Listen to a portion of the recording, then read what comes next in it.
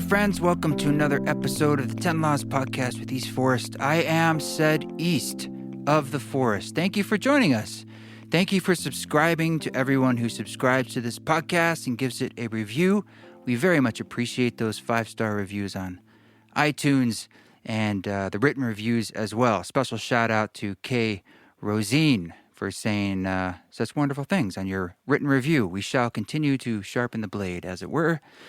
This week, I have a really great conversation with David Hanscom. He is a medical doctor who was a spinal surgeon, and we've gotten into a few other episodes about pain and the body, and it's known that pain is something that is kind of created by the brain, right? I mean, in the essence, like the brain is taking stimuli from the body, and that's how we experience pain. But sort of what is the emotional and psychological element that can be involved with pain? And for listeners of the podcast, you know that I've had my own personal experience with this, so I get very interested in the subject because for some people, not everybody, for some folks with that recognition, you can actually avoid a lot of headache and heartache and physical pain if you take that into account as a possibility. So this is just another amazing exploration of how he recognized that some people didn't need spinal surgery, not all people, but and sort of the techniques involved to alleviate that pain and work with those subtler layers of our consciousness. So I think you're really going to dig this conversation. He's a super smart guy. Before we get into that, I need to give and want to give such a special thank you to everyone who has joined the East Forest Council that is now on Patreon. We just launched it last week, and I want to give a shout out to everyone who joined on, which so far we're almost up to, let's see, there's 20, upper 20s here, almost 30, which is fantastic. And we want to make this as vibrant as we can as a community. And there's different levels that you can interact and engage. And it's a bit of a experiment for me too, to see like what works for me, what works for you. We're going to do our first council at the end of this month, but there's other things like by giving just small amounts of money, you'll have access to when I do live streams on the Patreon or Q&A, or I share like unreleased tracks. Also, I will be putting up unreleased podcast material, some of like solo casts or Radha Krishna roundtables that we record just for the Patreon, and that will be for the next tier up. And as you move forward, you start to gather all those benefits together, and there's more and more things you can have in there. So I just want it to be a way to see how we can sort of consolidate a place for us to interact and have a deeper engagement in just this crazy thing we call life. So thank you so much. These are the Council Cubs, the people who did the $4, the first tier of engagement. That's Jill Engvaldsen. It sounds sort of Scandinavian. If it's not, I'm sorry. Todd Babick, Scott Clever, Christy I, Misha Gomez, Paul Kempter, William Vetter. That's got to be Eddie Vetter. I'm sure it is. Thomas Snyder, Drew Harris, Marion Morgan, my dear Marissa Rada-Wepner, and Jenny Sandifer. Thank you so much. Thank you for being a Council Cub. And then in the Council Scout, that's when you get, it's a $12 a month tier, and that's where some of the unreleased and extra podcast material additionally is added in. And we also have some special merch items, like a cool mug and this cool sticker that MC Yogi drew for me that I've never printed. But if you're a member in certain tiers for 3 months, those get sent to you as well. So thank you to Scott Schumann, I believe it is, for being a Council Scout. Sorry, your name got cut off here. Will Peterson, Dace Adair, Taylor Winchester, again cut off. Christopher F., Roz, Dakota Butcher, Mary Stark, our dear Mary Stark, and Mark Bonchek. Thank you so much for being the Council Scout. I can't tell you how much I also just appreciate the support that you guys are able to give to help just the sustaining of this whole East Forest ship. And of course, the council members, they get those other benefits, but we're going to be doing the actual Zoom monthly gatherings where we'll do some meditations and discussion, kind of see where we want to go with it. Solai Art, I Style, Bobert, Shiloh, Asher Packerman, Nathan Mejia, and Anthony DiMaggio. Really appreciate that. And there are actually two other tiers above that, and I certainly recognize that they are more significant, and they're for people who feel they can give back and want to give back. And boy, do we value and appreciate you. So thank you to Andrew C., Andrew Castile, for being a council guardian. It means a lot to us. So that is the East Forest Patreon. You can check it out, eastforest.org or patreon.com/eastforest. And it's if you sign up between now and March 1st, we give you a shout out here on the podcast, as we just did, as well as on our social media channels, as a way of just saying thank you for being an inaugural member. Okay, my friends. So thank you for listening to that, and thank you again for the support and for subscribing and for the reviews and for sharing and for saying hi on social media and in real life and in the astral planes. Let's get into this conversation with Dr. David Hanscom.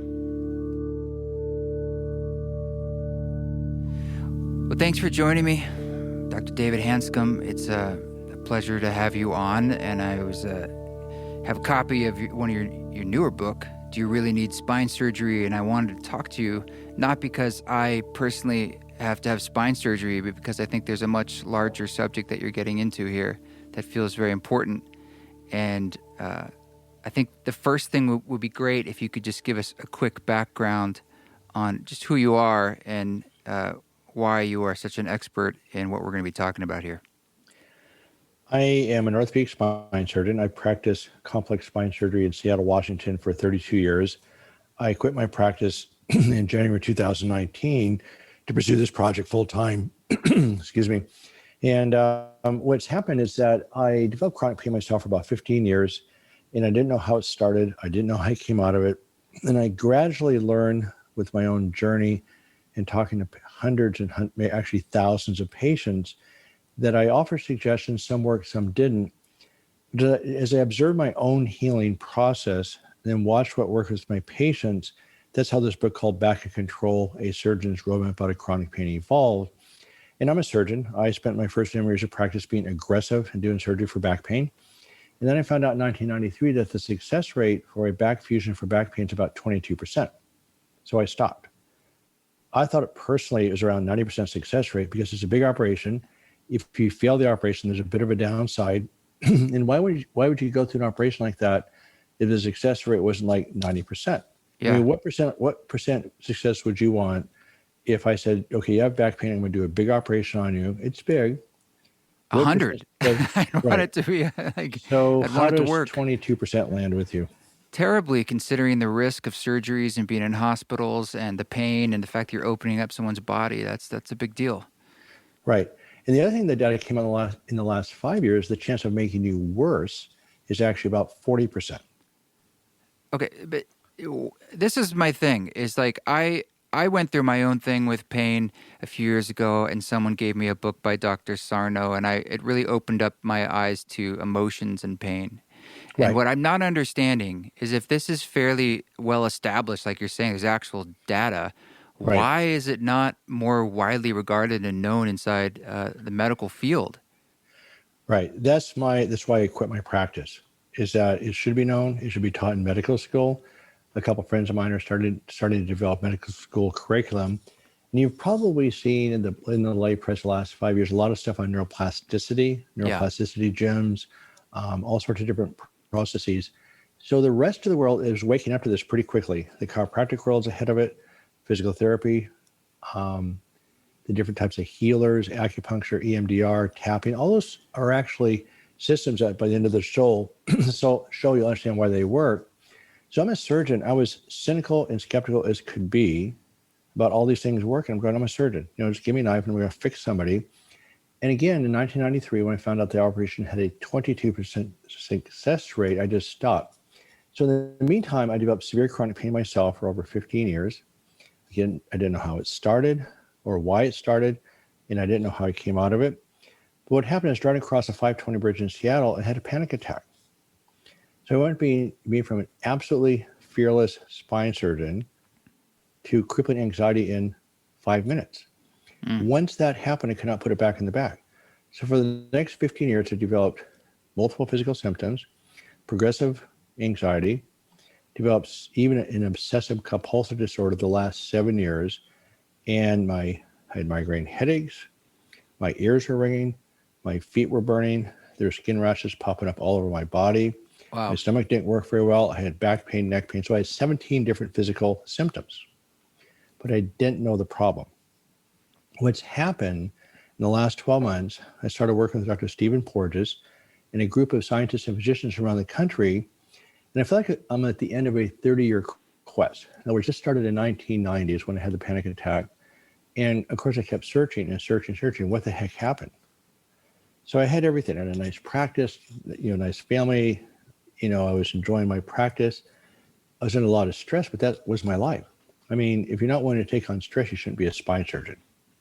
But it So builds up, apparently. was that it? What? It builds, it seems. There's a cumulative dam effect of something there. It feels like the body's trying to communicate Right. on a level.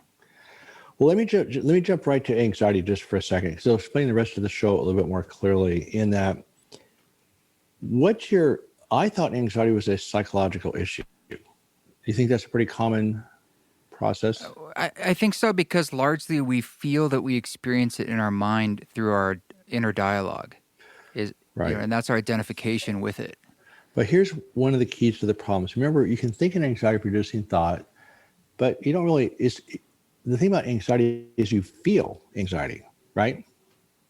So there's a big clue right there, which again, I went through 13 years of psychotherapy.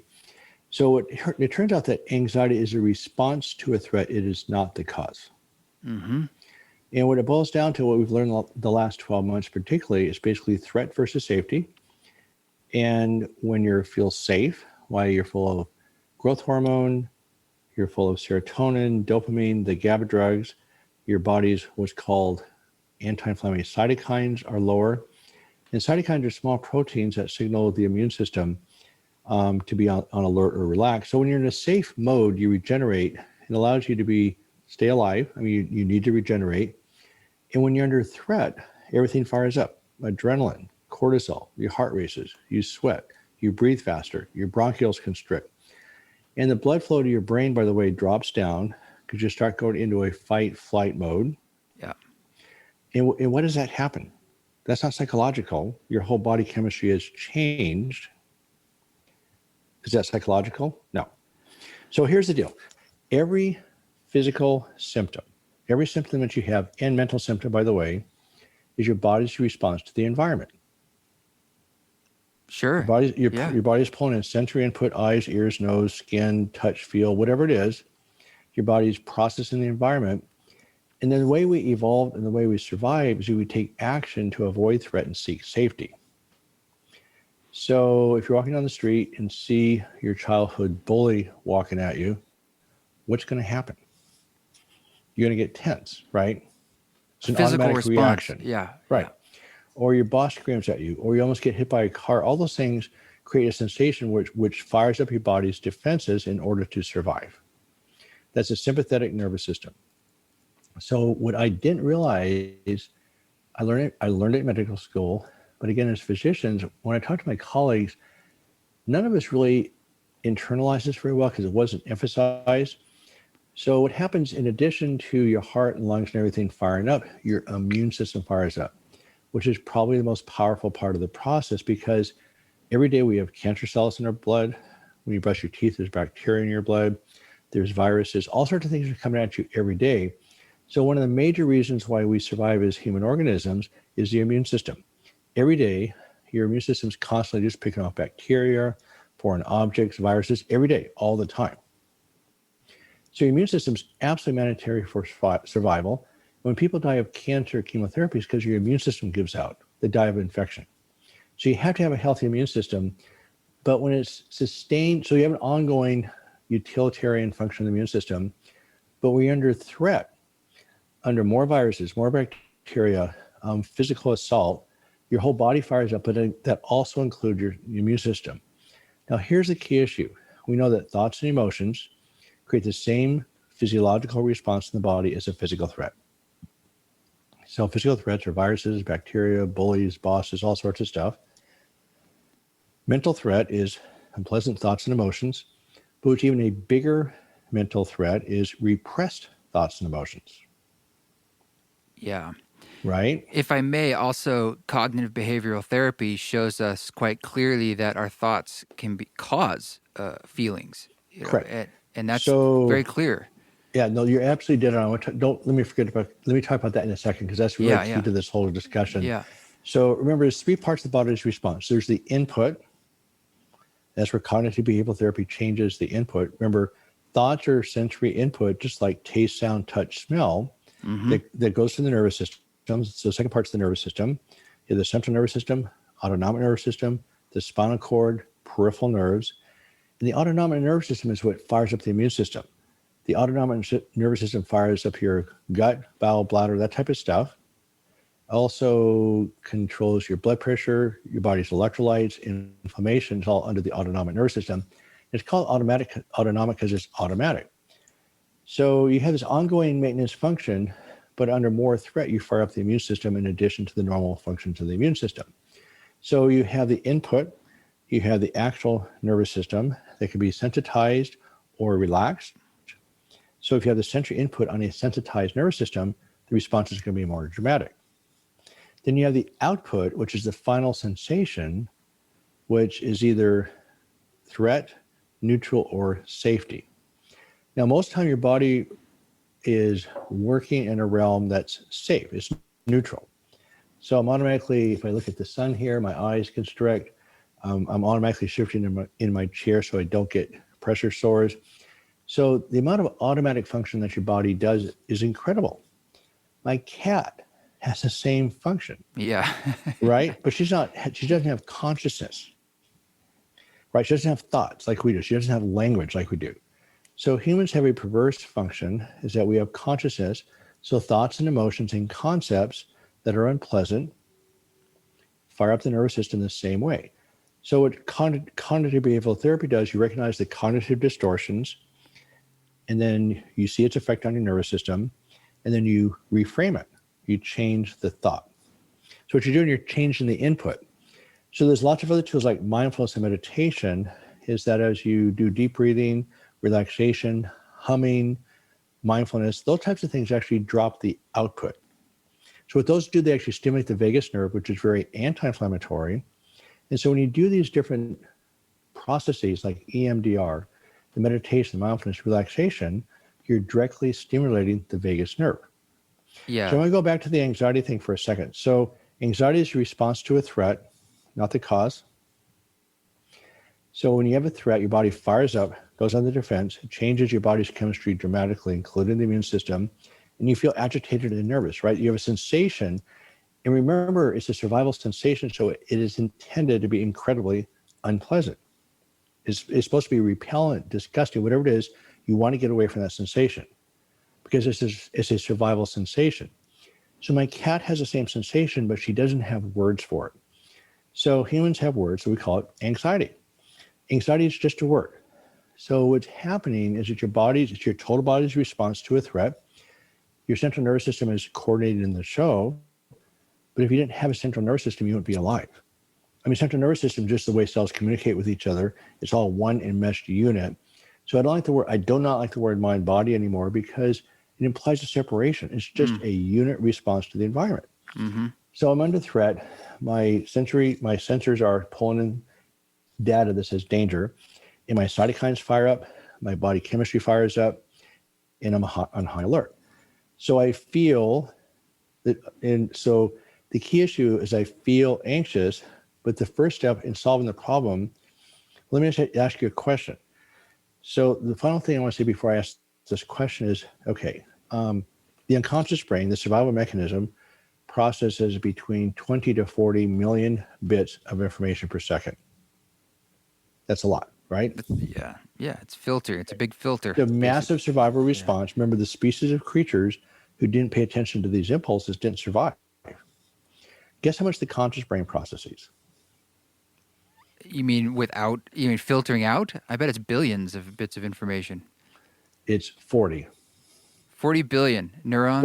40. No, I'm talking about not the number of neurons. I'm talking about bits per second. In other words, how fast does the brain process? So I'm taking in feel, touch, light, all these things are coming into my body at the same Sure. time. Yeah. So my brain is processing 20 to 40 million bits of information per second. That's more than a supercomputer. I Way mean, more. it's like it's an unbelievable machine. Do you know how many cells there are in the body? Trillions, maybe? 30 trillion. Is that more than stars in the in probably the universe? I mean, there's No, but billions of what is galaxies and more than stars in the universe is that your brain has 80 billion nerve cells, somewhere between 80 billion to 100 billion. Each neuron is connected to 10,000 other neurons. okay. All right, Okay, hold up. so that's what happens. That's what's more. So they estimate there are more connections in the brain than there are stars in the universe. And when pain is happening, this is what I think is really important and what you're pointing to. It's a form of communication in a sense. And It just says danger.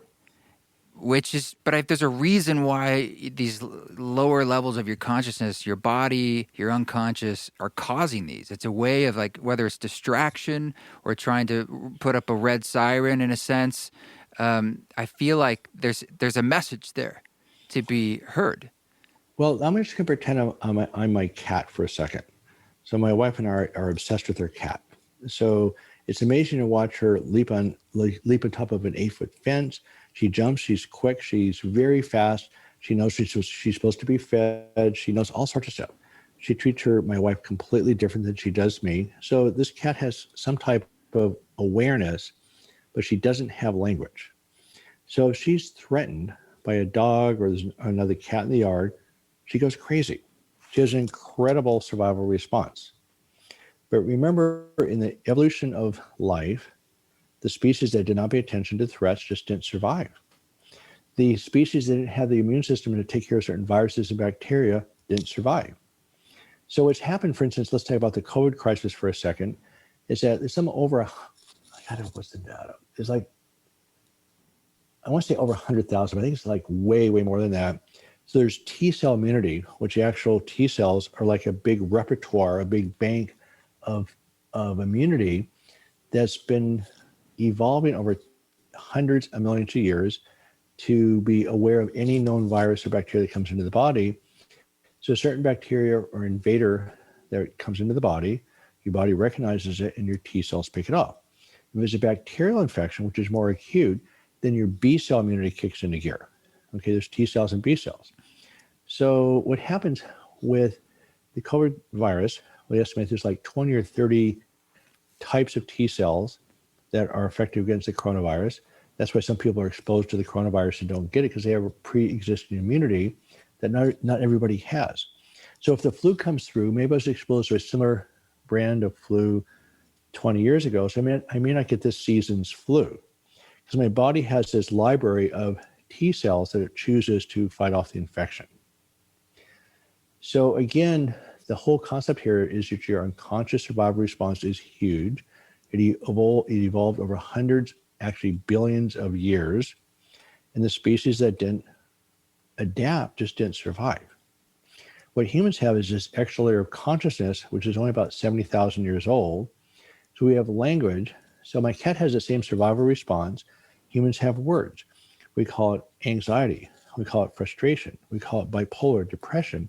So it turns out that anxiety, depression, bipolar, schizophrenia, and OCD, obsessive compulsive disorder, are all inflammatory disorders as a result of sustained threat, because humans cannot escape their consciousness. We cannot escape our thoughts. Every human being, every person, I don't care who you are, you may have different ways of coping with it. Maybe you suppress it to the point of saying, I'm cool. But see, what got me into deep trouble as a major spine surgeon is I was just absolutely a master at suppressing things. Incredible. I mean, that's what you do to become a spine surgeon. You just suppress everything. So my attitude was, bring it on. That was my coping skill, just bring it on. So I suppress things incredibly. Yeah, I need to ask a question about something you just said. I think we can't gloss over this. You just said that in all those things you listed out, being inflammatory responses, are they caused by that? If that's true, I look at any stresses that we're going through, and particularly this time we're going through right now. Right. And this seems really problematic because Right. just stress in general and the way people are having all kinds of fight or flight responses on low levels and big levels, just dealing with the anxiety of a pandemic, let alone everything else, ecological crisis, climate crisis, economic crisis, the stresses that are coming at us. And I'm assuming you're saying then that these sorts of things can turn into sickness, They do. being unwell. And The so data is incredibly deep. People get sick. They die. So this, and I'm also hearing you say then the way to deal with this is ways of turning on our parasympathetic nervous system, or Right. basically de-stressing, grounding, ways that all the things we know about, like yoga and the wellness system, essentially anything that helps you relax and de-identify in some ways with that monologue, the thought process, sort of recognizing the things that ground you would be incredibly important to your physical health, or I should just Right. say health in general. Yeah. No. Going back into the model. So let's change the terminology a little bit.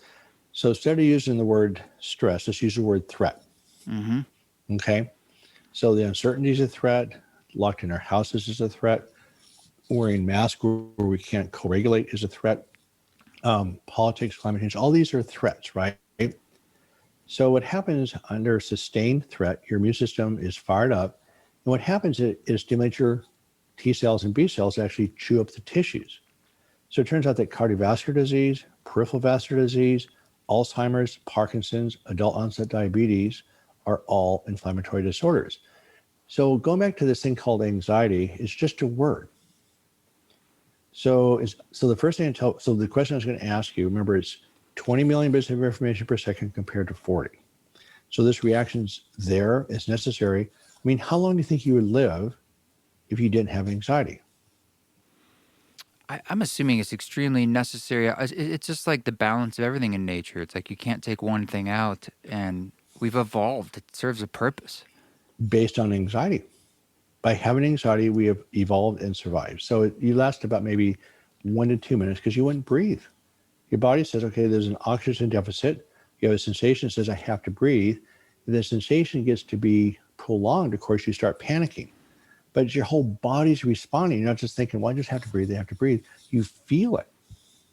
So your body is feeling a sensation of air hunger. Is that psychological?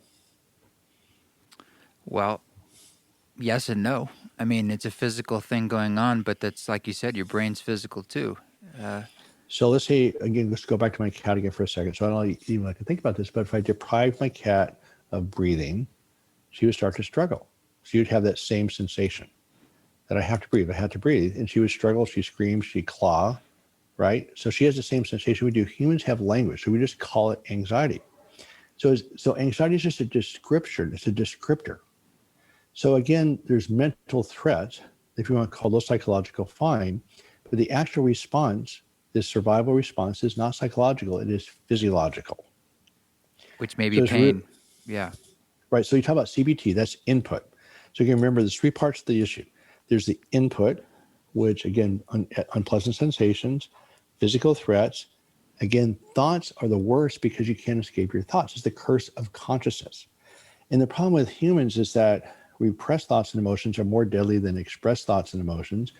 And people say, why don't I have an overwhelming number of pleasant thoughts? And the problem is we don't repress pleasant thoughts. We repress negative thoughts. So as you well know, it's been well documented in research over and over and over again. We try not to think about something. Not only do you think about it more, you think about it a lot more. We don't like to feel anxious, so we don't. We just stuff it. Yeah, and you write about some exercises in the book. Essentially, it seems to be like you need to keep a kind of flow. You don't want, it's sort of an acupuncture idea, like you don't want stuck energy. And you talk about a form of free writing as a way of exercising some of this stuck ideas or repressed ideas and emotions. Could you say more about that, or if there's other ways that people can? Look, no one wants this to be repressed or stuck, but you're saying it's almost Right. like automatic or it's unconscious. It just kind of happens. So what are some of those habits that we can break, or any simple things we can do to work with it? So here's the concept. The one concept I want to leave your group with. Okay, so if anxiety is not subject to conscious control, and it's not, right? It's 20 million versus 40.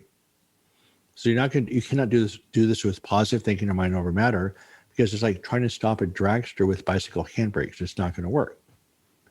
So my question to you is, okay, anxiety is not subject to rational control. It's the result of a threat, not the cause. It describes the body's physiological response to a threat. How do you decrease anxiety? Now, it's a trick question, by the way. So I'm not. According to that question, you can't. Yes. So how do you deal with it? How do you work with it? Well, no, you actually can. So that's the better answer than a lot of them, though. But here's the deal. Okay, so anxiety is just a sensation generated by this elevated stress response. So the key is just drop the stress response down. So again, conscious talking about it's not going to do it. So there's 3 parts to this. So the first part is understand anxiety is a gift. So it's what you have, it's not who you are. So you get to watch it. It's amoral. It gives you lots of unpleasant thoughts and impulses. People feel shamed by it, but it's your bodyguard. It protects you. So the first thing to do is just separate from it and just get rid of the word anxiety. And when you feel agitated or whatever the set of unpleasant reactions are, just visualize a large thermometer on the opposite wall and just visualize your stress chemicals going up. And when you drop down that sensation of anxiety, simply drop down the stress reaction. So you can do that directly and indirectly. We'll talk about that in a second. But here's the biggest problem. So anxiety is your bodyguard. It's necessary. It's a gift. It's how we evolved. It's amoral. And then, but if you identify with it, it becomes your prison guard. What do you mean by identify? In other words, your identity gets wrapped up in I'm anxious, I'm stressed, I'm this, and this. You become like labeling yourself in a way. You start labeling yourself as, okay, I'm an anxious person. I can't get out the door, or you're afraid of going outside. So when anxiety becomes part of your identity, your conscious brain, it's a huge problem. So the key issue is developing a working relationship with it. It is necessary. It helps you stay alive. It helps you negotiate challenges. You don't want to avoid it, but you need to work with it. This is like when people say they want to transcend their ego or ameliorate it versus like I want to work with it or have it be a teammate in a sense. Well, the problem is, again, if you try to work on your ego, again, you're using a conscious means to deal with this massive survival response. So you can work on your ego, that's fine, but it's not going to solve the anxiety. Now, the thing is, the reason why mindfulness and meditation tools work. So let's go back to the 3 parts of the process. You have the input, the actual nervous system, and the output. So what we're now learning, which I'm excited about, we just had a lecture this week on it, is that when you are anxious and frustrated, it changes the blood supply to your brain. The blood supply to the frontal lobe of your brain, or the thinking part of your brain, goes offline. It goes into a survival mode, goes into fight-flight mode.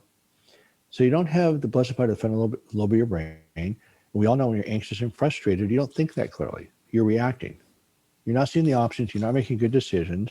You're just reacting to the environment. So anytime you're anxious or frustrated, you're in a reactive survival mode. But on top of that, the blood supply to your brain gets decreased to the thinking centers. You also have the immune system, the inflammatory response. So we know that these little cytokines in the brain, they're given off by what's called glial cells, which is the supporting structures of the brain. They fire off these inflammatory cytokines. So you have an inflamed brain. You've got a blood supply problem to the frontal lobe. And so it doesn't work very well. And indeed, people under sustained threat, in other words, in chronic pain, you're trapped. That's threat. That's a real threat. So you're trapped by pain on top of other life circumstances. Your brain's totally inflamed. As you know, Dr. Sarno called the word rage. And by the way, the work I'm doing is an extension of Dr. Sarno's work. Same idea. It just goes a lot deeper with more variables, and he didn't have the modern neuroscience that we have now. So I didn't understand what I was doing until maybe 2009. And just in the last 12 months, again, a stunning breakthrough about how all this fits together. It's been extremely exciting. So wow. We know I want to say we know exactly what's going on, because that implies we don't even know why people are conscious, for goodness sakes. Yeah. Like, why can I talk? I mean, we don't even know anything about human consciousness, but we do know under stress that the brain gets inflamed and you don't think clearly. That's a given. We do know when people are in chronic pain, their brains physically shrink. So what you're doing is that when you treat chronic pain, people's brains re-expand, but you have this inflammatory process, you have increased metabolism, you start chewing up brain cells, both from inflammatory processes and heightened metabolism. So you actually structurally shrink your brain. Oh God, this is terrible. Yeah, That's it's not good. And see, I mean, that's why I quit my medical practice, because what we're doing an operation. By the way, in spine surgery, go back to spine fusions just for a second. There's not one research paper, not one paper in 60 years that says spine surgery works for back pain. Not one. okay. Well, I would imagine though, this is an important point we need to cover. Is like I can hear people saying in their mind, "Look, sometimes I hit my thumb with a hammer, it hurts. It's Right. physical pain. There's an acute thing that caused the pain." So they might be thinking there's real pain, and then we're talking about what they might label as emotional pain. And we need to get into this a tiny bit Oh because yeah. No, I agree. So, like I said, how long? Remember, pain. In other words, let me just jump ahead. So, anxiety is the pain. If you hit your thumb, it hurts, and of course, you worry if you hurt it, you damage it, and your body sent a danger signal that you exceeded the limits of that structure, right? So pain is a danger signal. So just like a bright light is uncomfortable, not exactly painful, but unpleasant. So again, instead of using the word, okay, you hit your hammer, you had an unpleasant sensation or a threat. So acute pain is absolutely mandatory to survive. There's a disease called congenital indifference to pain, where people are born without pain systems. They have no pain systems. very They only, dangerous. Yeah. they only survive about 10 or 12 years. They've actually done research trying to develop artificial pain systems, and they just can't do it. In other words, if people put on this protective coat of armor to mimic pain, it's designed to send an impulse to the brain that says danger. What the people do is just take the glove off and just put the hand right into the fire and pull out what they want to pull out. There's no way to protect themselves if you don't have pain. So acute pain is a gift. There's a book, by the way, I showed a website post last week called Pain, the Gift That Nobody Wants. So that is real pain. So same thing as somebody says something that hurts you or you're bullied at school, that doesn't feel very good, right? Somebody threatens you, somebody bullies you. We say you hurt my feelings. So it turns out that emotional pain and physical pain are processed in the same part of the brain. So there's acute emotional pain. When somebody hurts your feelings, you make up, move on, and it goes away, right? The problem with consciousness, again, we can't escape our thoughts. We have exposure to sustained threat. So again, now you have these repressed thoughts and emotions that go to the same part of the brain. The immune system stays fired up. And I just gave a lecture yesterday on stress management, is that the stress that's the most damaging is the stress that you can't manage, right? If you can manage it, you just don't do it. We're not all masochists, just want to stress ourselves out on purpose. But with finances or relationships or chronic pain, when you're trapped by anything, you have a stress response. But what happens next? Let's say I put your hand over a hot stove. Okay, in an acute scenario, okay, that's real pain, you pull your hand away, right? So when you put your hand over the stove, what happens to your anxiety? Goes up. And what do? You pull it away. Okay, now You, what if I grabbed your hand and forced you to hold it over the stove? What would happen to your anxiety? it go through the roof. Yeah. And what would be the next emotion? Oh, all sorts of emotions. Fear and protecting yourself and angers and Anger, right. Anxiety and anger are the same thing.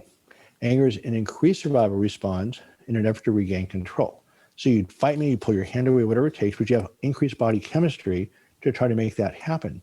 So remember, the antidote to anxiety is control, and control the situation is causing the anxiety. Again, I'm going to use the word sustained. So you solve the problem causing anxiety, and when you can't solve it, you kick in more stress chemicals in an effort to regain control. But when you're trapped and you remain in pain, Dr. Sarno, as you know, called it rage.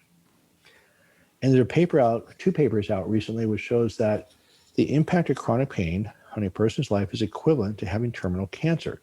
Except the papers actually document that it's worse, because at least with cancer, you know the problem. In medicine, as you know, you get bounced around and say, well, this is just something you have to live with. Nobody tells you what's going on. So at least when you have cancer, you know the problem with either a positive or negative endpoint. In chronic pain, you're trapped by this thing. You don't know what's going on. Nobody's helping you out of the hole. And who knows when it's going to end. So that's why I call it the abyss. It's really dark. So let's go back to the word anxiety, though. It's just a name, just a word. It's the same reaction my cat has. We have this survival reaction that's intended to be extremely unpleasant. So we put a word on it called anxiety. So the first step is to separate from it. This is what you have. It's not who you are. Just visualize that thermometer. That when you feel that sensation, just visualize the thermometer going up and down. So the first step is to separate from it. And just that awareness starts a process. This is like Eastern stuff too that we talk a lot about in various ways on the show. The witnessing itself, the awareness of the awareness in a way is the doorway Right. in a lot of But the teachings. first step, though, is being aware when you're unaware, right? This is what I'm saying. Yeah, it's like Yeah. that ability to see it in a sense. Right. The problem that I studied that for years, I always say I'm a great student of it, but I do know that I used mindfulness and meditation as a starting point with my patients, and it didn't work. And it's an incredibly valuable long-term moving forward process and growth process. The problem is when you're in chronic pain, you're so angry, so trapped, it's hard to start there. Oh yeah. So I spent a couple of years doing that. So there's two ways of actually, to go back to the basic question about how do you decrease anxiety. First of all, you separate from it, get rid of the word, just say my sympathetic system is on fire, or just fired up nervous system, whatever you want to call it, or increased survival response. Then there's two ways of dropping down the stress chemistry. One is directly by using the things you talked about, like mindfulness, meditation, relaxation, soft touch yoga, massage, chiropractic. What all those things you do are directly stimulating the parasympathetic nervous system, which is anti-inflammatory. Remember, the sympathetic nervous system mobilizes your defenses and is inflammatory. The parasympathetic nervous system is largely modulated by the vagus nerve, the ninth cranial nerve. It's incredibly powerfully anti-inflammatory. So when you do things like humming, you're stimulating the seventh cranial nerve in the back of your throat, which stimulates the vagus nerve. There's certain pitches of music, like lullaby type music, that actually stimulates the vagus nerve. Rubbing your forehead right here stimulates the fifth cranial nerve. People put a washcloth on their forehead. With mindfulness, remember we talked about input nervous system and the output. So what mindfulness does, you actually drop the output down, but you're also changing the input. So you're going from racing thoughts and frustrations, just drop your shoulders for a second, let your jaw muscles relax, and feel your chair. That's it. 3 to 5 seconds during the day. I call it active meditation. You keep changing sensory input, changing sensory input, changing sensory input. And what you do, you start just dropping it down, and pretty soon it becomes pretty automatic. So there's direct ways of dropping down the sensation. Then the indirect ways is neuroplasticity, where you actually train your brain, instead of being, I'm going to use the word threat, automatic survival response. You have threat, you create some space, and then you substitute. Sort of like cognitive behavioral therapy, creating new neural pathways, new habits, essentially, in your neurons. Right. So remember, with cognitive behavioral therapy, it's not positive thinking, because positive thinking is, just suppresses negative thinking. And something's bad is bad. And so with cognitive behavioral therapy, it does a sequence of awareness, separation, reprogram, because you become aware of the thought distortion. Then by writing it down, you created some space. Have you read this book, Feeling Good, by chance? Oh, yeah. By David Burns? That's a very important book. Yeah, that book saved my life. So Me too. What happens is that you write down the thought, you've now found the cognitive distortion that creates the space, and then you substitute a more rational thought. So that's just one example of the awareness, separation, reprogramming. So for instance, let's take forgiveness.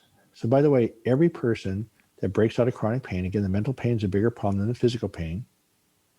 Remember, anxiety is the pain. And let's review again, anxiety is a result of a threat. It's not the cause. So as you directly lower these stress chemicals, you're on the output side. And so the feeling drops down. So what happens, since you're offline and not thinking clearly, you can't really even engage in the processes until you get your brain working better. So what we're now evolving toward is working with people from 2 to 4 weeks of just mindfulness, relaxation, massage. You don't have to do anything, but just start to calm down so you can think. So usually within 2 to 4 weeks, people start to calm down enough to start moving forward. So that's the output side. So with forgiveness, again, nobody heals really until they can let go of the past, but you can't just get to forgiveness because you're justifiably angry, right? Okay, so then you have the nervous system itself that's fired up. So if you have, let's say your kids are running around the house and yelling, and you've slept well and life is good, it doesn't really bother you very much. But let's say you're laying on the couch with sort of a migraine headache and your kids are yelling. What's going to happen? You're not going to be that happy. So you're lying on the couch with a migraine headache. Your nervous system is not in great shape. So, for instance, lack of sleep, lack of exercise.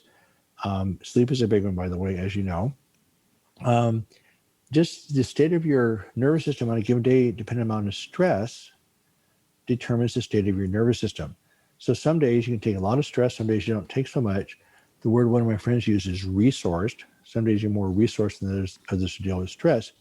Remember, going back to the very beginning of our conversation, every symptom in your body is created by your body. I'm not going to say just your brain, but your body, including your nervous system, processing sensory input and creating appropriate actions to stay alive. So your nervous system is the key coordinator of this. So all this other part of your body, the structure of it, are all supporting sensory sensors that give input to this nervous system, allows you to take appropriate action. So the state of this processing unit is huge. That's why the first thing we always work on is sleep. So then the input, let's talk about forgiveness again for a second. So we drop down your nervous system, the output with breathing exercises, etc., to drop down to drop down the sympathetic response. And you're working on the nervous system itself with working on sleep, exercise, different types of things like that. And then the input is really critical. So forgiveness is an input function. So with forgiveness, you can't just get to forgiveness without going through the process. So you first of all have to acknowledge your injury. A lot of people suppress it. It's also found out that 90% of people in chronic pain, mental or physical, are still angry at the situation or person that caused the problem, 90%. But interestingly enough, the person that they're the most angry at is themselves. So you have this forgiveness thing, it has a bit of a religious connotation, which is actually completely false. Forgiveness is actually a selfish act. So why do you want somebody that hurt you 30 years ago interfering with your life today? Because remember, the brain works in linkages. So when you think about that person or hold on to that person who injured you, why do you want to give that person who you dislike a lot power over your life? So forgiveness is simply breaking those links. It's a learned skill. There's about 10 different ways to do it. It's an ongoing progressive process. In other words, you don't forgive this person, and you're home free. It happens every day. 5 to 7 times a day, you get angry, frustrated. Anytime you're anxious or frustrated, you're in a reactive pattern. So again, with neuroplasticity, it's awareness, separation, and reprogramming. So forgiveness, you could create an awareness of the emotion. If forgiveness is that separation, then the reprogramming is the spiritual journey, giving back, play. But you can't really play if you're holding on to anger. That's why I don't use the word forgiveness anymore. I use the word more like processing anger. Remember, anger and anxiety are the same thing. Anxiety is really heightened anxiety. So it's a very strong, powerful survival emotion. You can't get rid of it. You do not want to get rid of it. You would not survive without anger or anxiety. Yeah, there's a So kind again, of honoring of all the roles that a lot of these natural processes play, but it reminds me of hearing about in some Indian traditions the righteousness being called like the main thing, the biggest thing of overcoming on the spiritual journey, like the main doorway, and there's a connection there with anger, with forgiveness. You know, of being like, well, no, I am right, or I have been wronged, or it's my way or the highway, and it's like, but what is that doing to you? You know, what kind of tightening of the grip is that? That's actually causing all sorts of other problems. well, if you're in the mood sometime, I would love to spend the entire episode on anger forgiveness because it really is. I would say it's complicated, but again, understanding that what I'm now learning just the last few months even is that okay, people remember anger is powerful, and there's a sequence of becoming angry. We have a circumstance you blame, and then you're a victim of that circumstance, and then you're angry. So you have to be a victim before you become angry. It's a complete sequence, whether it's a perceived anger, perceived wrong, or a real wrong. By the way, being in pain is a real wrong. You blame, victim, anger. And anger is powerful. It feels powerful. It is powerful. It helps you survive. So it keeps you safe. So remember, the ultimate goal of this process is safety versus threat. So the reason why and anxiety is vulnerable. Nothing in nature rewards you for being vulnerable. Anytime in nature you're vulnerable, you're dead. There's no rewards for being vulnerable in nature. There's Humans have it just creates bonds between other people. That creates more safety. So humans are different. Okay. In other words, the mother takes care of her young in the wild, but other than that, in the wild, if you're vulnerable, you're gone. Humans, the same thing. If you're vulnerable in the wrong situation, you're gone. So social connection is a huge factor in healing. Is necessary for actually human consciousness. We actually evolved through human interaction and play. That's how language evolved. So there's a deep need for social connection. And when you're socially isolated, by the way, you develop the exact same symptoms as in chronic pain. It goes to the same part of the brain. So again, emotional pain and physical pain are processed the same way. Social isolation creates disease. They estimate that 53% of Americans are socially isolated. The impact of loneliness and social isolation on your health is equivalent to smoking about 15 cigarettes a day. So you have this social need that's really deep. And actually, one of the healing processes that we've talked about is to have healthy human relationships. But relationships, I know I'm preaching to the choir here, is based on awareness and being vulnerable. So the essence of being human is being aware and vulnerable, which is different than other living creatures. Mm-hmm. For sure. So, but remember, emotional pain hurts. So we stay angry to protect us from emotional pain.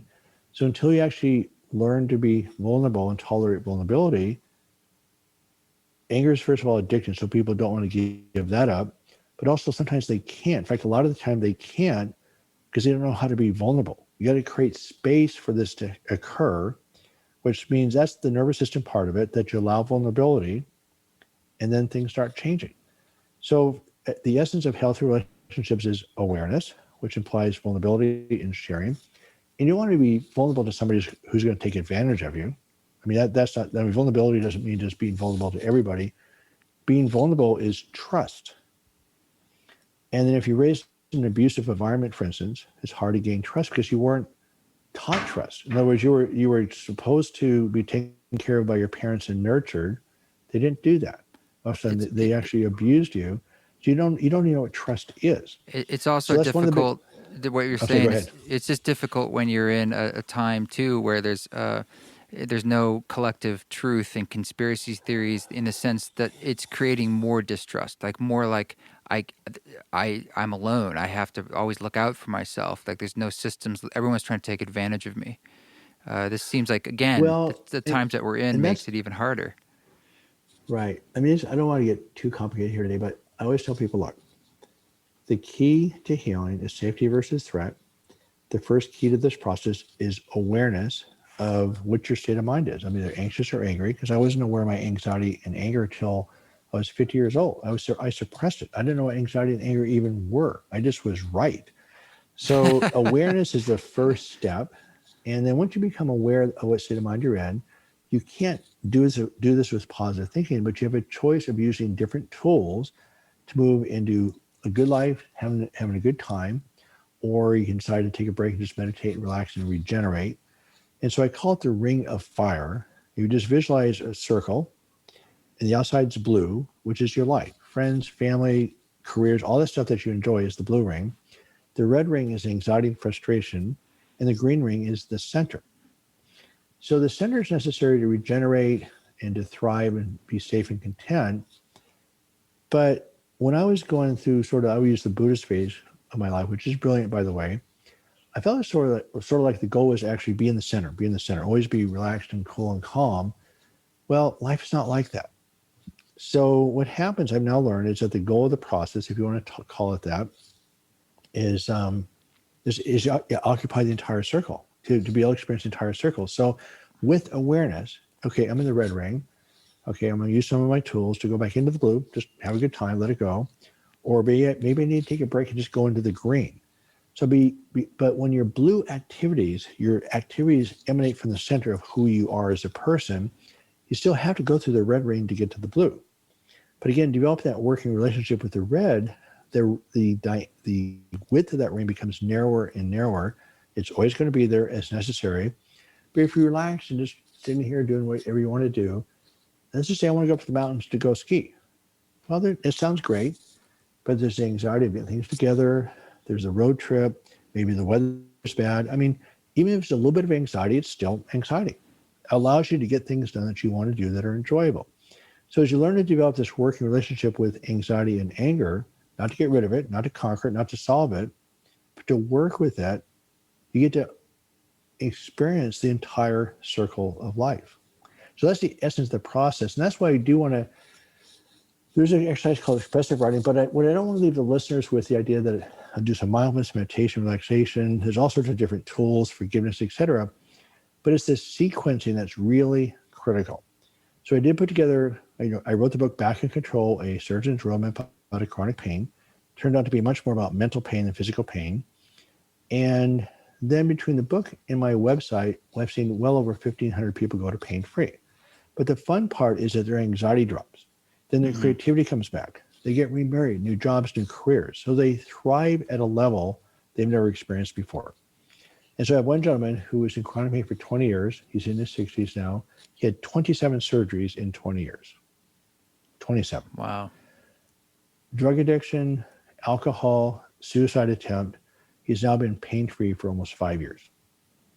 I did not think that was possible. So what happens, what you're doing, you're learning the tools to simply regulate your body's chemistry. You learn which part of this sequence of input, nervous system, output you're working on. So you know exactly what you're doing. There's never one tool that's the solution. So you use mindfulness to drop down the body chemistry. Maybe you'd rather do the breathing exercises, maybe both. There's different ways of obtaining sleep, the different aspects of CBT versus what's called ACT versus forgiveness. All those are critical parts of it. So it turns out it's just a multi-pronged, self-directed approach that solves the problem. So it's very self-directed. We just released what's called the Doc Journey, which is more of a sequence of awareness, hope, forgiveness, and play. Again, you really can't get to play until you actually let go of anger. So it's a sequence based on hundreds and hundreds of patient successes. It's more of a straight line journey than the ones we've seen in the past. So what the Doc Journey offers is this guided journey. It's also going to include an app, which is almost ready to be released. We do a Q&A session twice a week, which has been powerful in the group setting. As you mentioned, the group setting is very powerful. There's webinars, there's video tutorials, but I'm excited because I'm able to explain anxiety better, pain better. I understand it better myself. And we're just seeing people, probably over half the roundtable is gone to pain-free in about 3 to 6 months. These are people in years and years and years of chronic pain. So that's why I quit my practice, watching people really being hurt badly by surgery and other interventions. Then I'm watching people go to pain-free and thrive with minimal to no resources. I think I just guesstimate it's between $500 and $2,000 people go to pain-free. So you can do it in a self-directed manner. I like people that can be coaches, whether healers, psychologists, chiropractors, all these people we talked about, but it's not psychological. You need coaches and guides and support systems. But this is a very self-directed process, and it's consistent. The final thing I'm going to say is that the process reflects my feelings 30 years ago. I see all these research papers being done that were wonderful papers, all sorts of insights. Nothing changed. People kept doing exactly the same thing. So my thing is just implement what we know. So every recommendation in the book, the website, the Doc Journey is all based on very deep, sound research papers. Right. So I said, quit ignoring the data. We don't need more data. Let's just do what we already know what to do. So that's sort of the eminent energy why I quit. I find just saw so much harm being done versus so much good being accomplished. I actually quit my practice to do this. Yeah, and I think it's a very admirable thing to be trying to get the message out that there's other pathways that are clearly, for some folks, much more effective. Right. And it's a much more holistic approach at what is really a holistic problem. It's not as precise as like I just have pain in my lower back. It's like, hey, there's a much bigger picture here, and actually an easier way to get back into alignment and into health. Can I make a comment? So just a little bit of a coaching mode here. So see, medicine, when I use the word holistic or alternative or integrated medicine, that's what medicine is supposed to be. So it implies there's something not quite the same as mainstream medicine, Mainstream medicine has lost its soul. There's nothing there. They have no data. They have no data for what they do. At least 70% of spine surgery should not be done. And remember, there's two parts to the disease. There's a person's coping skills. You can be robust coping skills, nurturing childhood versus an abusive childhood, or everything in between, or just circumstances. And then you have the environment. So you have somebody with low coping skills and even medium stress, your body creates a physical response. Mm-hmm. So you either have symptoms for sort of an acute stress, or you start having illnesses if the stress is more sustained. I'll use the word threat again. So if the threat's more sustained, people start becoming ill. And if the threat is really sustained, people get diseases. So every symptom in your body is produced by the body's response to the environment. In medicine, we don't know the patients anymore. We certainly don't know their environment. And so that's medicine. So what we're doing, we're out here on the periphery treating just symptoms. Mm-hmm. And it can't work. It doesn't work. You know, disabilities going up, the opioid epidemic, et cetera. I mean, the data is really horrible right now with what's happening in our society. And I'm holding the business of medicine largely responsible for it. I mean, individual practitioners work hard, they're well-intentioned, but the business of medicine has kidnapped us. They're not allowing us to talk to our patients. If you can't feel safe with your doctor and spend time to get to know your doctor, where are you going to feel safe? 100%. Remember, it's safety versus threat. And so that's the key issue here is that medicine, you could literally solve the healthcare crisis tomorrow by simply tripling or quadrupling the reimbursement for talking to the patients. That's all you have to do. Right? Yeah. It's sad. It's sad that it's sort of a for-profit system anyway that's driven to create. I mean, it's a whole other subject. That's the way we've set up keeping our community, our country healthy, and Right. it does not. It doesn't make us more healthy. It does the opposite. It's incentivizing profits over health. It actually incentivizes sickness in a way, and we get into a thing like a pandemic, and it blows my mind that like even the basic things like, hey, if you want to get tested, it's free, and here are all the places you can go. Even that, Right. it's like everyone's Right. different. Oh, I have to pay, and then I don't know. I don't have a doctor. I don't have health insurance. It's crazy, and Right. that's just the basics. So Yep. things like you're talking about, I think, are really important because at the end of the day, people from the bottom up, from the individual out, have to take responsibility in a sense to say, like, okay, what can I do? How can I take responsibility for what it means to be alive and be healthy and balanced? And it does, at the end of the day, emanate, as you're saying, from this really an internal process. You just need to become educated about what that process is and then do your best to navigate this crazy world and system we're in. So the Right. book's going to help, and I'm sure they can. This is a big subject, so they can dive deeper into your world and all sorts of other resources you have. Is just your website the best way to do that? Yeah, again, there's two parts, but the surgical book, I like it because it's if you're thinking about spine surgery, essentially everybody that's read the book has opted out. Yeah, that's important. If you're So, and then the ones that have done it, do well. So I'm not against surgery. I'm a surgeon, but there's ways of making decisions that are really actually quite simple. What I do like about the surgical book is that it takes the conversation we had today and lays it out better than my prior book, Back in Control, because I just understand it better. I didn't really understand anxiety back in 2016 like I do now. So the mm-hmm. surgical book gives two chapters that are really concise on the whole thing. The new process is called the Doc Journey. Stands for Direct Your Own Care. The docjourney.com. And then I have a website, backincontrol.com, which you can get a lot of information out of that. And the key is it's very self-directed. It's not very hard, and it's not that hard.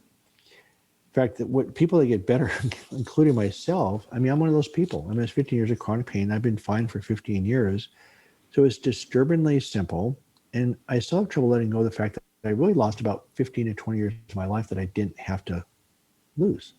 I mean, if I'd been taught this in grade school and understand this anxiety that's normal, and you learn how to make friends with your anxiety, I don't want to use the word friends because it's an unpleasant emotion, but learn to develop a working relationship with anxiety, life changes. Mm-hmm. Mm-hmm. So can I ask you a question? Of course. So I feel a little guilty because we covered a lot more territory than I planned today. So I hope I didn't lose people too much. So I'm just curious if you and I'll coach you along with this. Just if we can summarize what I said today in a way that maybe people can remember, because we covered a lot of material today. Yeah, we did. Yeah, and that's fine. Sure. Hey, we're time rich, as I like to So, say. So what from your perspective? I was curious if what I'm saying is what I'm trying to get across is coming through. So, what was the main message for your perspective that you got out of the conversation today? that pain in particular, or dis-ease, like any sort of sickness in your body, is not always as simplistic as we've been told, and that it's something within our control to influence through other mechanisms besides just a pill or surgery, which I hope is empowering. But because that covers such a wide range of feelings and pains and issues, I mean, there's long lists in the book of all these things, that can maybe manifest. Right. Here it is right here. It's like, we can't just say, well, all pain is this one thing. But what it's telling you is that there's more than meets the eye, in a sense. And our systems in some ways have let us down. And I think a lot of listeners to this podcast know that. I just know for myself, it's like I kind of knew that too. But then just like you, I went through a process where I was feeling physical pain, and I didn't believe that there actually was another answer. Even though the very first doctor I went to was a great doctor such as yourself and kind of said, I think this is stress. I didn't believe him because I was like, well, that's impossible. And I had to go through my own journey to just be really proven it through my own process, that now I'm just sort of like, wow, there's 100%. It was shown that that's true. It's truly, there was nothing wrong with my body. But there was all this pain. And now I can say, like, oh my God, I can see now how all these other stresses that happen in our lives that we don't give much credence to, what they can actually do to our health. And so I feel like the message you're really trying to say is that it's maybe one of the most important things that we pay attention to, because otherwise it affects every part of our lives, how we feel, how we think, and also just how long we live and how well we Right. live. Right. People in chronic pain die in the average of 7 years earlier than the average population. Cuts lifespan. And they're in chronic pain, which is Right. terrible. Right. That's horrible. So, yeah, the key issue here. So, I just want to review. So, stress isn't the problem. Let's just use the word threat. So, remember, it's the body's response to it. That's the problem. So, one of the key issues in the doc journey is that we learn how to process stress in a way that calms down your nervous system. In other words, the key issue you learn to is to auto-regulate your body's chemistry. So you can't control most of your stresses, but you can control the reaction to it. Right. So you start training your brain to be less reactive, because when you have sustained threat response, that's when you get sick. That's when you feel badly. That's when you have chronic pain. So when you change the body's chemistry, you actually slow down the nerve conduction. That's why the pain actually goes away. It disappears. So it's because you've changed the speed of conduction of the actual nerves. You've dropped down the inflammatory cells. So I guess the next question I would ask you, did it come through relatively clear that how your environment, whether it's a mental threat or physical threat, translates into physical symptoms? Does that make sense? Yeah, absolutely. And I'm hearing you say you can short circuit that process with the way you work with it, the way you think about it, these different forms of exercise. I mean, for myself, I had to believe it. And that was the way I short circuited it. It's like I had to essentially be like, no, I believe there's nothing wrong with me. And by telling my body that, in a sense, that literally was the way it would go away. Right. And sometimes within minutes, but before I was telling myself and labeling, it's like, no, there's something wrong with me. And the pain would just get worse and worse. Right. So it's interesting that you say that, because that brings up another whole point, which I don't want to belabor too much. So for a lot of people, that works. We call that the Sarno effect. We just, bam, you blow right out of your pain pathways. And a lot of people stay out of them indefinitely. So I'd say that happens about 20% of the time, that you really believe the issues, you understand nothing is really physically wrong, you just take off.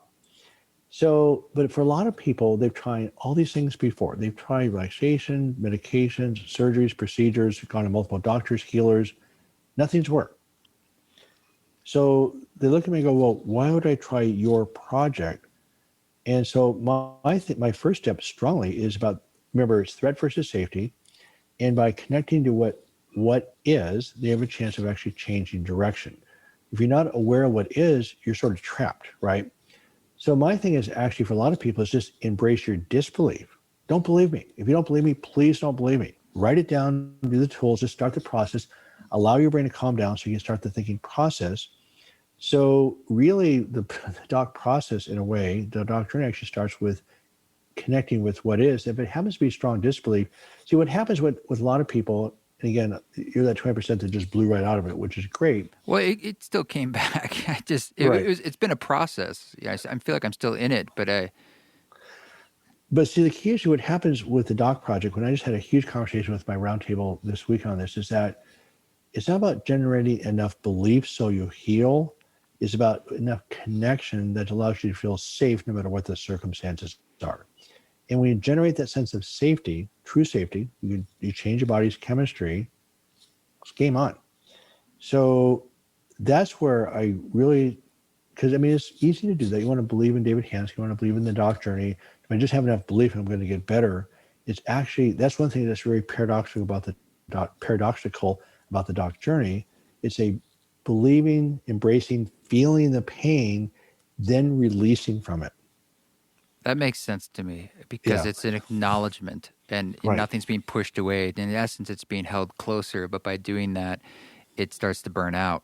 Right. And that makes just sense to me energetically. So I think it's great to hear this from someone such as yourself, who a surgeon and a medical doctor, and we're talking about, as you said, studies as opposed to just like, with all due respect, a yoga teacher or more poetic terms from spiritual teachings. They're all in some ways speaking to a lot of the same things, but you're just able to back it up with like this is coming from medicine, really, and science. Well, when I talk to people like physical therapists, the yoga teachers, the spiritual leaders, they offer something I can't offer.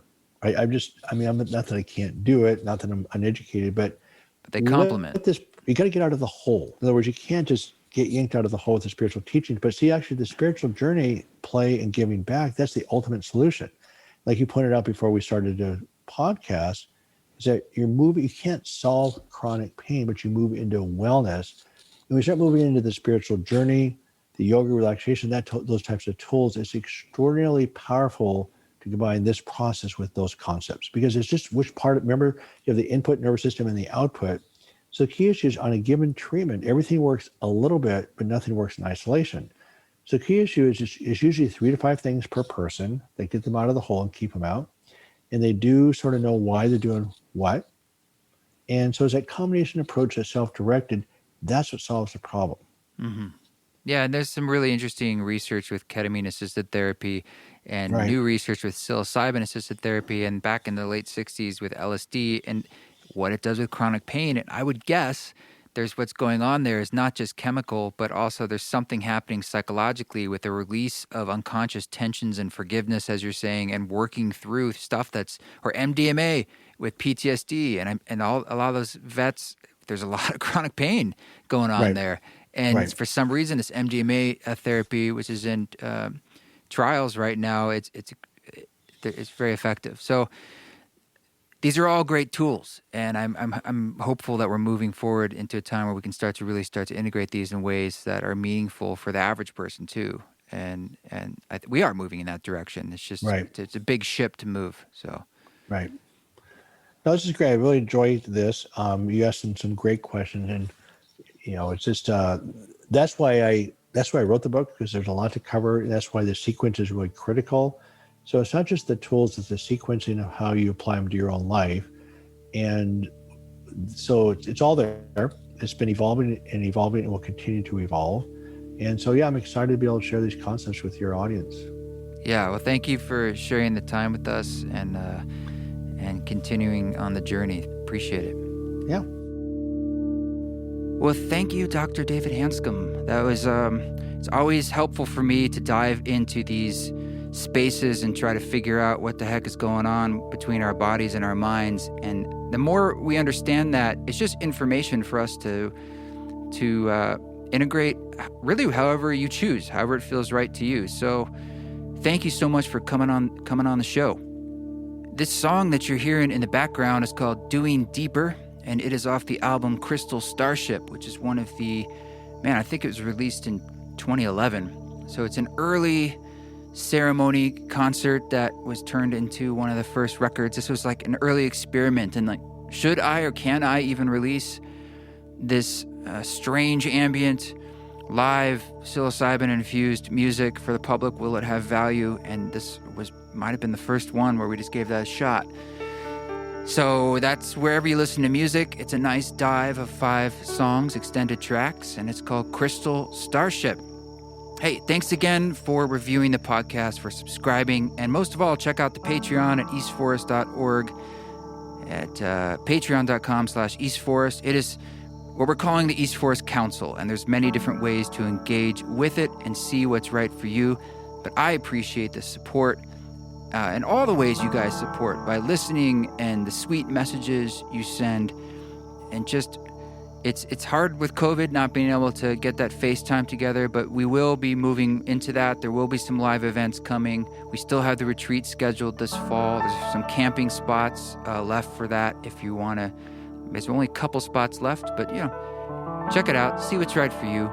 I know it's so hard to plan these days. Believe me, it's almost like the memory of how things were a year or more ago. There was this kind of a momentum and inertia we had, and now that we're not in that, it's challenging to think about just integrating back into that energy in the same way.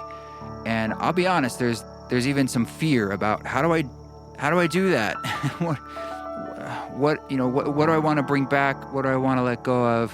What do I want to do in a new way? And it's still a process. So I would imagine it's still a process for you too. And I want to encourage you to just stay in that and not feel like you have to arrive at a particular spot immediately. Let it unfold. Let it blossom. Let it become. All right, my friends, I will see you next week. I will not be doing... No, wait, I probably will be. I'm still trying to do those AMAs on Sundays. They might be a little shorter because we're going to move some of that over to the Patreon, the things I've been doing on Instagram. But we'll figure it out. Keep walking your walk. Don't take any shit. But if you do it with grace.